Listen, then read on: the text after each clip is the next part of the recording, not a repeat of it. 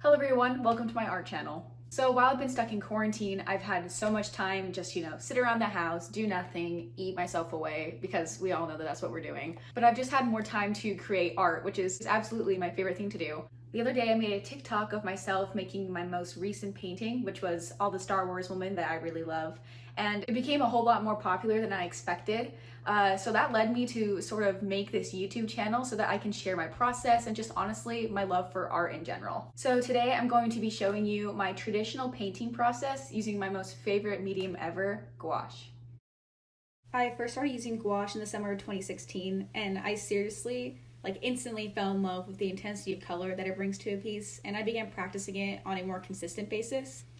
So after I've gathered all my ideas on Pinterest or social media, the internet, stuff like that, I begin to lay down my initial sketch onto a piece of computer paper. So it's nothing really too fancy. It's not like an actual sketchbook. It's just a place where I can start to lay down my initial ideas, things that I've come up with, map out characters, objects.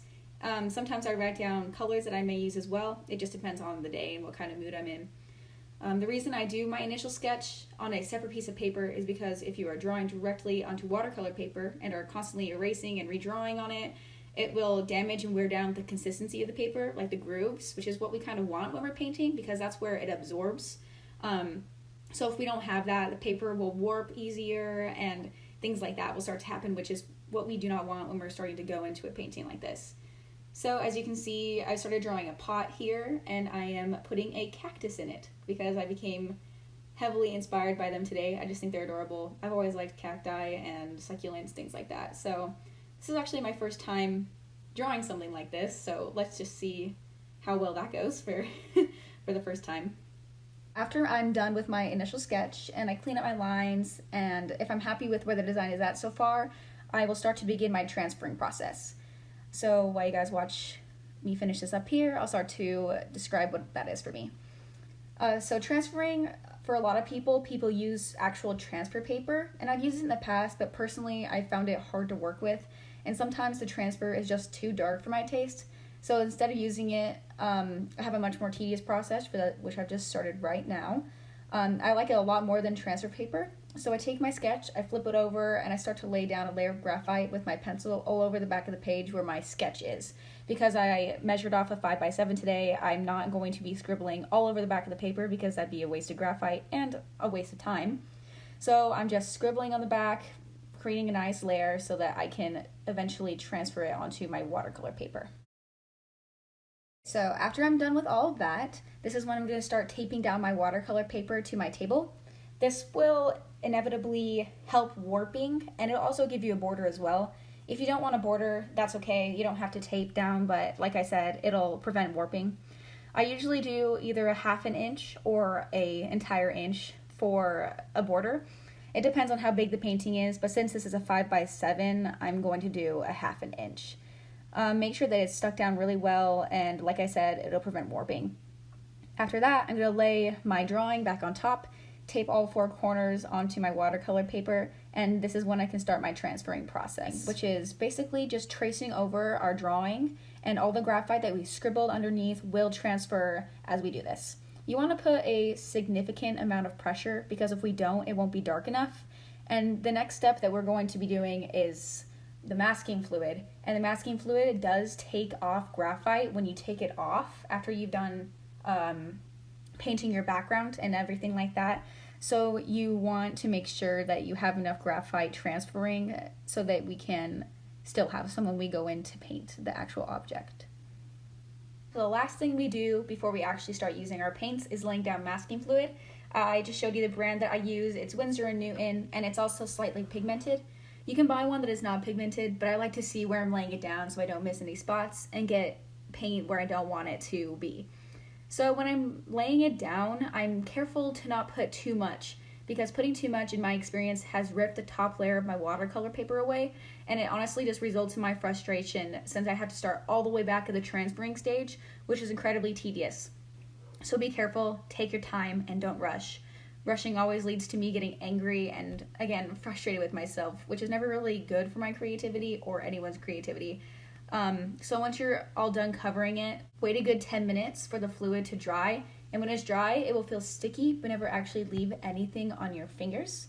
So just be careful, because if you start painting when it's still wet, it will, again, ruin the painting. You have to start all over again, or just result in not painting, which isn't good as well. I also forgot to mention that you should be washing your brush off regularly when using the masking fluid, or it will ruin it. Now is where we actually start the painting process. I'm going to show you my colors here. I'm using, sorry it's not focusing, a peach red, pale green, deep green, rose, light apricot, white, sap green, and that's all, I think. I think I used burnt umber as well, but that's okay. So when I'm painting with gouache, I found that there's two important things, which is one, creating a solid base to build off of, and two, having the right consistency of the paint. So when building the base, we want to dilute the paint with water to the point where it becomes sort of like watercolor. I'll show you that in a second.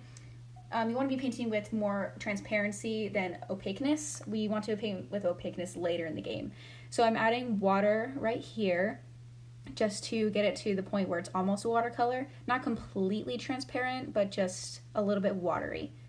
So now you're going to see me go over the painting with a light wash. So this is a process we like to call wet on wet. So basically, you saw before I started mixing all these paints, was I put a light layer of water on top, and now I am putting the paint on top of it with a very wet brush and paint that is, like I said, pretty watery. You want to make sure it's pretty even so that we can build on top of this. It'll help the painting look more opaque and bright, and honestly just help us in the long run. So after I've laid down my base, I'm going to actually start painting with opaqueness, which is not straight out of the tube, but adding just enough water to the paint where it sort of becomes a goop so that we can see the intensity of the colors that I talked about earlier. So I just realized that I didn't even tell you guys what brand of paint I'm using, and you're just watching this video not even knowing what kind of paint I'm using, except that for the fact that it's gouache. So the paint that I'm using is the Arteza Premium brand. I have the 24 set of them, and it comes with a pretty big range and variety of colors, and honestly I've been pretty happy with them. I've been using them for over a year now, so I'm obviously not hating them because I'm still using them to this day. But they are really bright and opaque, and I have been saying those two words throughout the entirety of my video because that is honestly so important to me when I'm painting, because if they're not bright and if they're not opaque, you're not going to see any amount of color on it that is bright and opaque, like I just said. So you honestly want to invest in something that is that. It's honestly not comparable to the Holbein or the Winsor & Newton brands, which are about $45 for 8 paints, and this was $30 for 24 paints. So it's pretty affordable and cheap. So if you're looking for something to start with, I would definitely recommend the Arteza brand. I don't know how to say it. Arteza, who cares? So you're seeing me do a ombre right here, and I'm starting with the dark colors on the bottom, and then I do the lighter color on the top, and then I sort of meet in the middle. I don't actually ever make that middle color on my palette unless I have to. I just sort of try to make it on the painting. So you're seeing me do that right now, actually. And aren't these colors so pretty? Like, oh my gosh, I love pink. Like the other day, I was telling my best friend that I love blue, but he actually told me that I wear pink way too often for blue to be my favorite color. So now I'm kind of having a color favoritism crisis because I don't know which one to pick. So anyways, I'm now doing the shadows. Shadows are pretty important, and honestly, shadows are supposed to use blue, but my creativity got the best of me, so now I'm just using sort of the color palette that I chose rather than going in with different colors that don't really fit. So here we are. I'm using the peach red color, which is like the neon pink, and I'm also mixing that with the rose color, which is like that dark burgundy looking color, to create the shadows right there. And in case you're wondering, for that background color, I used a whole lot of white, a tiny bit of the peach red, and then a moderate amount of the apricot. And now we're finally going to be taking the masking fluid off so we can start painting the cactus in the pot. So I'm going to start rolling it off from like the middle, And then once I get to the edge, I'm going to start peeling and just listen to how satisfying this sounds.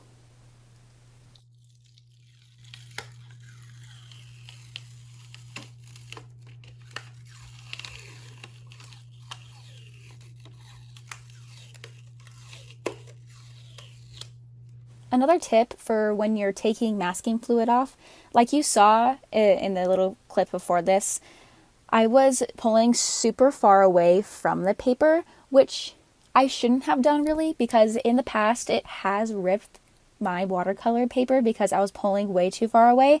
So you want to make sure that you stay relatively close to the fluid and that you're just sort of pulling little pieces off at a time so that it doesn't get too far away.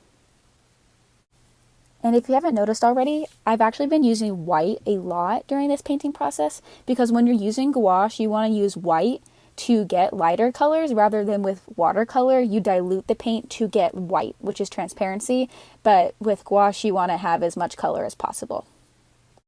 Now you're going to see me start to go in with the green colors that I showed you at the beginning, which are pale green, sap green, and deep green. I'm using the sap green as the lighter color and the pale green as the darker color right there. And then I'm going to go in with the deep green a little bit later to start to shadow it in and all that. I have been talking quite a lot throughout the duration of this video, but I just wanted to make sure that you guys have every single thing that I do when I'm painting available to your brain.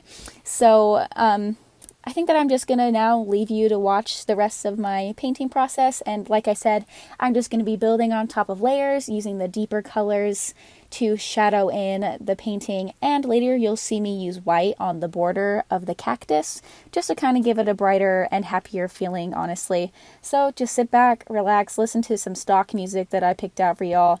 And if you have any other questions, just leave it in the comments below. I'll be happy to answer them.